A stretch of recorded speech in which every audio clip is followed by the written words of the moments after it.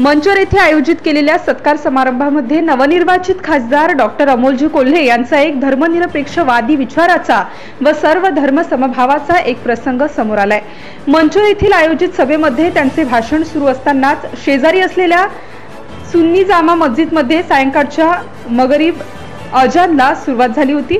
अशावेळी नवनिर्वाचित खासदार डॉक्टर अमोलजी कोल्हे हे शांतपणे अजान संपेपर्यंत स्तब्ध उभे राहिले व त्यानंतर आपल्या भाषणाला सुरुवात केली। या खासदार साहेबांच्या धर्मनिरपेक्षवादी विचारामुळे अल्पसंख्याक समाज, इतर व सर्वधर्मीय समाजामध्ये एक वेगळाच संदेश खासदार अमोल कोल्हे यांनी दिला आहे। मुख्य संपादक आयुक्त तेज तुफान न्यूज चॅनल मंचर। प्रत्येकाचं मी मनापासून अभिनंदन करतो, तुम्हाला अभिवादन करतो।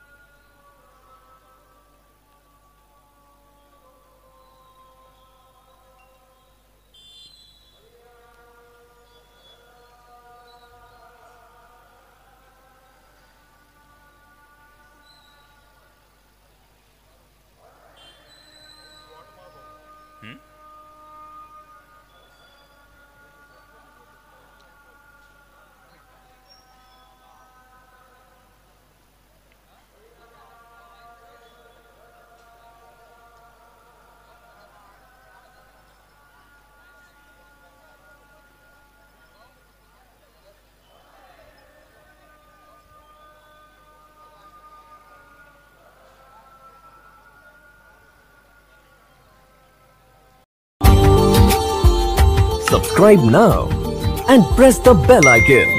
Never miss an update.